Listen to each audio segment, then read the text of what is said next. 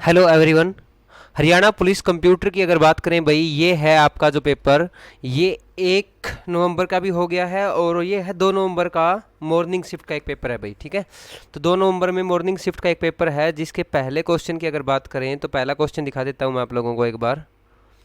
पहला क्वेश्चन क्या है कंप्यूटर का। ठीक है, तो कंप्यूटर का इसके अंदर पहला क्वेश्चन है भाई, ये 36 नंबर। इसके अंदर कहा गया है is an auto identification technology which is use to capture and transmit identification detail of an object wirelessly. यानी कि इसके अंदर कहा गया है भाई, जो आपका एक सौ पहचान तकनीक है जो वस्तु का पहचान विवरण बेतार लेने के लिए अंतरण के लिए प्रयुक्त होती है। यानी कि वायरलेस तरीके से जो है ना, किसी भी वस्तु का जो टेक्नोलॉजी उसका आइडेंटिफिकेशन करती है, तो वो कौन सी तकनीक है, तो वो है आपकी रेडियो फ्रीक्वेंसी आइडेंटिफिकेशन तकनीक भाई।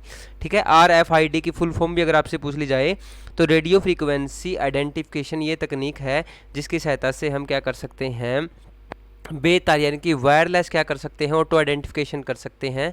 ठीक है, जिससे हम किसी भी डेटा को कैप्चर कर सकते हैं, ट्रांसमिट कर सकते हैं, उसकी पूरी की पूरी जानकारी जो है वो ले सकते हैं। क्लियर है।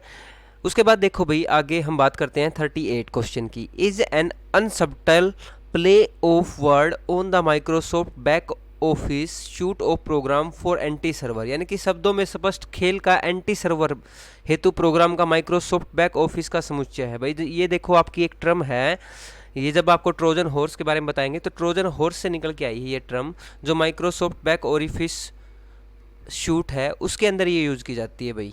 ठीक है, तो ये क्या है आपका बैक ओरिफिस आएगा इसके अंदर। ठीक है, तो बैक ओरिफिस क्या है, ये आपका जो ट्रोजन हॉर्स है उसको ही कहा जाता है ये। क्लियर है।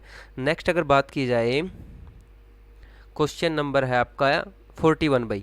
इन पावर पॉइंट 2003 के जो पावर पॉइंट है उसके अंदर अगर आपको बैकग्राउंड चेंज करना है किसी भी प्रेजेंटेशन का, तो उसके लिए आपको बैकग्राउंड के लिए सबसे पहले कौन से मेन्यू पे क्लिक करनी पड़ेगी, फॉर्मेट मेन्यू पे क्लिक करनी पड़ेगी। जब आप बैकग्राउंड पे क्लिक कर सकते हो भाई, फॉर्मेट मेन्यू पे क्लिक करने के बाद ही आपको बैकग्राउंड चेंज का ऑप्शन मिलेगा 2003 के अंदर। ठीक है भाई। उसके बाद नेक्स्ट क्वेश्चन देख लेते हैं कौन सा था भाई। नेक्स्ट क्वेश्चन है 44 नंबर भाई। इन एक्सेल, ये भी 2003 का ही है। In excel the option present in which tab allow you to lock the selected cell. अगर आपको कोई भी सेल है उसको लॉक करना है, उसको आपने प्रोटेक्ट करना है, तो प्रोटेक्ट करने के लिए आपको प्रोटेक्शन पे क्लिक करनी पड़ेगी। ठीक है भाई, प्रोटेक्शन टैब। प्रोटेक्शन टैब अगर आपका एक्सेल 2003 से है ये आपका, तो आप प्रोटेक्शन टैब पे क्लिक करोगे। इसके लिए सही आंसर यही रहेगा। ठीक है, फॉर्मेट मेन्यू के अंदर होती है भाई आपकी ये प्रोटेक्शन टैब। क्लियर है ना।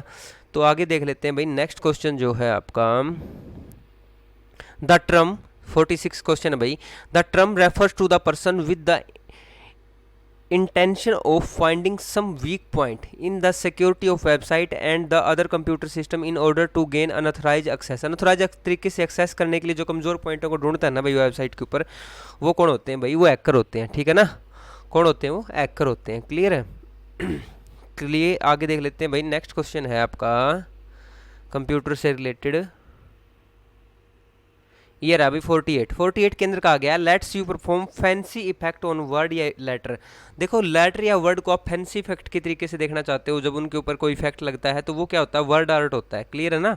तो वर्ड आर्ट जो होता है उसकी सहायता से आपको कोई भी वर्ड है या लेटर है, आपने देखा वो अलग अलग स्टाइल के अंदर आते हैं वर्ड आर्ट, तो वो वर्ड आर्ट होते हैं भाई। वो फैंसी इफेक्ट जो लेटर होता है वो आपका सही आंसर रहेगा ऑप्शन सी। आगे देख लेते हैं भाई, नेक्स्ट क्वेश्चन है इसके अंदर, नेक्स्ट पेज पे CLI की फुल फॉर्म क्या होती है भाई, CLI की फुल फॉर्म होती है भाई कमांड लाइन इंटरफेस। देखो इसमें कहाँ पे है, command line interface, C option है भाई, कमांड लाइन इंटरफेस। क्लियर है।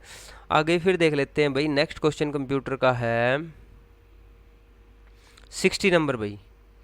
IT अधिनियम की कौन सी धारा कंप्यूटर सिस्टम की हैकिंग और उसके दंड से संबंधित है, तो धारा 66 है भाई। धारा 66 के अंदर बताया गया है हैकिंग से रिलेटेड जो IT अधिनियम की धारा है, तो ऑप्शन डी इसका सही आंसर रहने वाला है। उसके बाद है प्रिंट आउट लेने से पहले दस्तावेज को देखने के लिए निम्नलिखित विकल्प का प्रयोग करेंगे। देखो, प्रिंट आउट से पहले जो व्यू देखा जाता है उसको प्रिंट प्रीव्यू बोलते हैं। ठीक है भाई। To see the document before the print out taken the following option should be use. तो प्रिंट निकालने से पहले जो प्रिंट देखा जाता है, प्रिंट निकालने से पहले भी पेज के ऊपर सही आएगा या नहीं आएगा, तो उसको बोलते हैं प्रिंट प्रीव्यू। प्रिंट निकालने से पहले देखा जाता है ये। क्लियर ना। आगे देखते हैं भाई, और भी कोई क्वेश्चन है क्या कंप्यूटर का। नेक्स्ट पेज पे बात करते हैं क्या है भाई, एक प्रस्तुति में आप सूचना जैसे कंपनी का नाम या अपने विभाग का नाम खाली स्थान में शामिल कर सकते हैं। तो भाई कोई भी आपके पास प्रेजेंटेशन है उसके अंदर आपको इंक्लूड करनी है इन्फॉर्मेशन कंपनी नेम की या नेम ऑफ डिपार्टमेंट के लिए, तो आप उसके लिए क्या कर सकते हो, आप उसके अंदर हेडर का भी यूज़ कर सकते हो और उसके अंदर फुटर बॉक्स का भी यूज़ कर सकते हो, ठीक है। और यहाँ पे दिखा रखा स्टेटस और टाइटल। अब देखो यहाँ पे इन प्रेजेंटेशन के अंदर you can include information such as, देखो include information such as company name या नेम ऑफ द डिपार्टमेंट, तो टाइटल के अंदर दिखाई देगा भाई आपका, ठीक है। ये कह रहा है कि एक प्रस्तुति के अंदर include information such as company name की जो इन्फॉर्मेशन होती है ना वो आपको कहाँ दिखाई देती है, ठीक है ना। जैसे एक प्रस्तुति में आप सूचना जैसे कंपनी का नाम है, अपने विभाग का नाम है, किसके अंदर शामिल कर सकते हैं, तो टाइटल बार के अंदर आएगा आपका, ठीक है ना। टाइटल के अंदर आप उसके अंदर शामिल कर सकते हो। हेडर बॉक्स और फुटर बॉक्स, अगर ऑप्शन यहाँ पे और ऑप्शन की अवेलेबिलिटी अगर ऑप्शन बी और सी होता है तो आप उसके लिए भी आपका एक यहाँ पे स्टेटस के बजाय डी ऑप्शन दे सकता था वो, और उस दौरान आपका फिर ये ऑप्शन भी ठीक हो जाता। क्लियर है। अब यहाँ पे आपका टाइटल जो है ये ठीक रहने वाला है। क्लियर है। नेक्स्ट देख लेते हैं भाई कंप्यूटर का। ये देखो भाई 73 comes into play whenever a process is to be remove from the ready queue thereby reducing the degree of multiprogramming. ये आपका सीपीयू शेड्यूलिंग वाले क्वेश्चन से है, तो इसके अंदर जो सही आंसर रहेगा वो रहेगा आपका मीडियम टर्म शेड्यूलर। जो मीडियम टर्म शेड्यूलर होता है वो क्या करता है, रिड्यूस करता है भाई, ठीक है। ये देखो reducing the degree of multiprogramming, ये क्या करता है, रिड्यूस करता है मल्टी प्रोग्रामिंग की डिग्री ऑफ मल्टी प्रोग्रामिंग को, तो इसके अंदर आपका सही आंसर रहेगा मीडियम टर्म शेड्यूलर। क्लियर है भाई।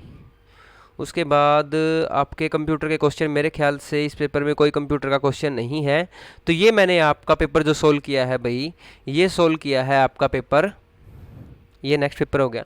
तो ये पेपर सोल्व किया है 2 तारीख की मॉर्निंग शिफ्ट का भाई। एक पेपर ये M15 कोड था, इसका देख लेना भाई। क्लियर है। तो आगे और भी पेपर मेरे पास अवेलेबल होते हैं, तो उसके अकॉर्डिंग मैं आपको सोल्व करके भेज दूंगा भाई जल्दी जल्दी, ठीक है। चैनल को सब्सक्राइब करके बेल आइकन को प्रेस कर लो। Thank you, have a good day.